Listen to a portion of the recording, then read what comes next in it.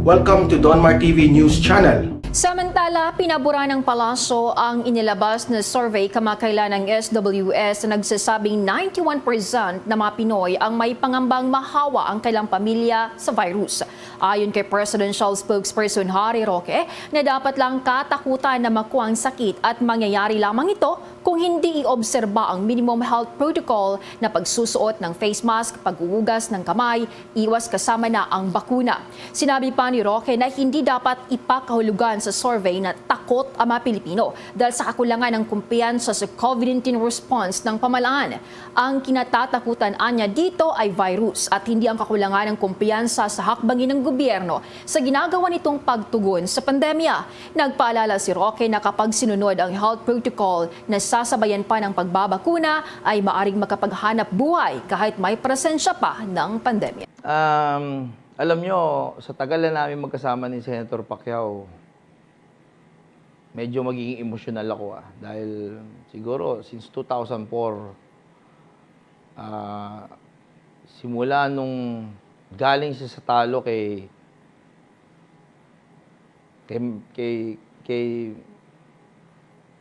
Morales, tapos napunta kay Marquez, halos kami lang yung magkasama eh. Diba? Parang mahirap talikuran yung ganong klaseng samahan eh. Pero dahil mayroon po tayong prinsipyo, okay? May prinsipyo po tayo na ang tama ay tama at ang mali never magiging tama. So, based on that principle, yung last laban po niya, ikakat story ko na short, yung last laban po niya, naghanap po kami ng mas makakabuti para sa pamilya niya, para sa kanya, hanggang magretiro siya sa pagboboxing. Hanggang sa yung plano niyang tumakbong presidente, mas makatulong. Ano po yun? Ang sinasabi po natin sa tao, mas marami siyang kitain sa boxing, mas malaki yung perang pumasok sa kanya sa boxing, mas marami siyang maitutulong sa ating mga kapwa Pilipino. So yun ang main goal. Hindi na boxing eh. Yung goal namin, yung plano po namin ni Senator Pacquiao before mangyari itong gulo is, Jake, maghanap kayo ng laban na pwede na ako magretiro. At the same time, mas marami tayong Pilipino matulungan. Yun po yung naayos namin ni Mr. Arnold Vigapria. Kami po, Arnold Vigapria, ako, si Mr. Ping Nepomuceno, na naayos po natin yung paradigm sports. Yan po yung paradigm, yan po yung laban ni Manny Pacquiao and McGregor. So, to cut the long story short again, pumirma si Sen MP sa paradigm para ayusin na yung laban na yan. And then, dahil sa napapirma na po natin siya, ang gusto niya is, sabihin ko na ito gusto niyang humingi ng advance. Sa paradigm na hindi naman nila kalakaran. So, kinausap namin mabuti ang paradigm para pagbigyan ang ating mahal na senador. Dahil ang alam namin, itutulong niya. Kung ano man yung perang ma-raise namin, itutulong niya sa tao. Tama po ba? And then, naayos po namin. So, nagbigay ang paradigm. On record po yan, nagbigay ang paradigm ng $2 million kay Sen MP as a cash advance. Since lalaban naman siya kung anong gustong palabanan ng paradigm. Hindi pa po siya nakontento doon eh. Ang sabi niya pa sa amin, dagdagan, gawin $4 million. So, nakapagbigay na po tayo ng 2 million, humingi pa ng another $2 million. So, kami naman ni Arnold, sinubukan ulit namin ng paradigm, hingan ng another $2 million. Hindi na po pumayag. Sabi niya, that's too much already. Kasi hindi namin kalakaran na magkaroon ng sistema na yung fighter namin hihingi ng advance. Kasi magsiselos yung iba pag pinagbigyan namin si Sen MP. So sabi namin ni Arnold, tayo na lang gumawa ng paraan para lang mapagbigyan si MP. Naka-raise po kami sa sarili namin pera na 65 million.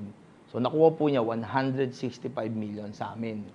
65 sa amin dalawa ni Arnold, personal money. Nagkasanla-sanla po kami.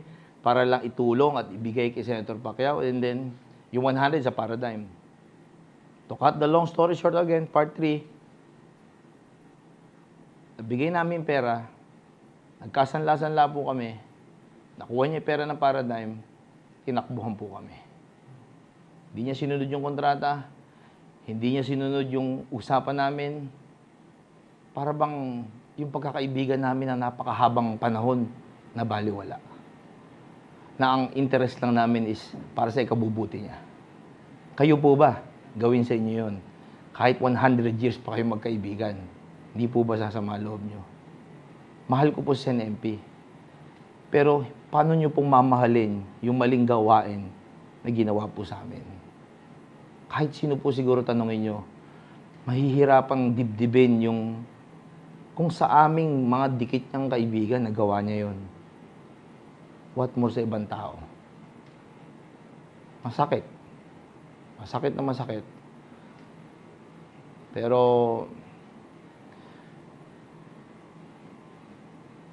actually nakakaiyak pero hindi ko naman kayang lununin na para bang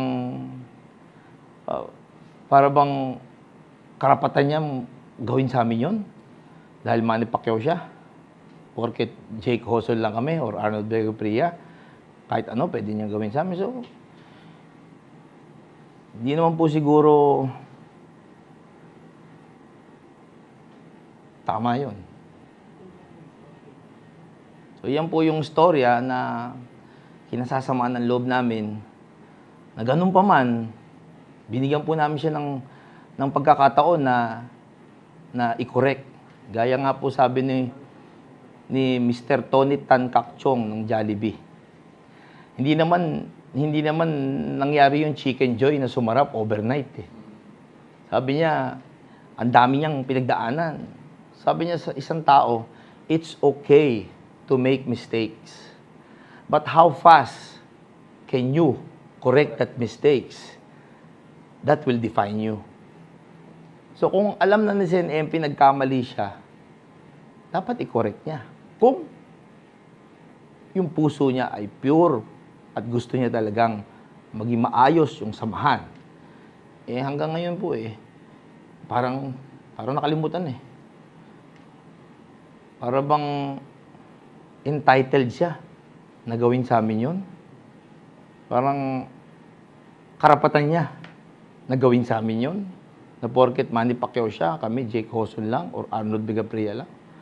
At dapat lununin na lang namin kung ano yung gawin niya na kahit di naman tama. So kayo na po maghusga kung dapat ba akong manatili o dapat ba akong mawala.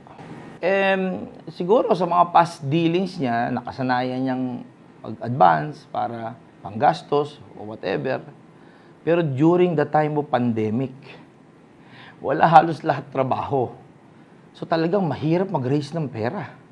Lahat ng negosyo bagsak. So kung kami, mga sarili niyang kaibigan, ginawa namin kasi talagang piniga namin para lang mapagbigyan siya.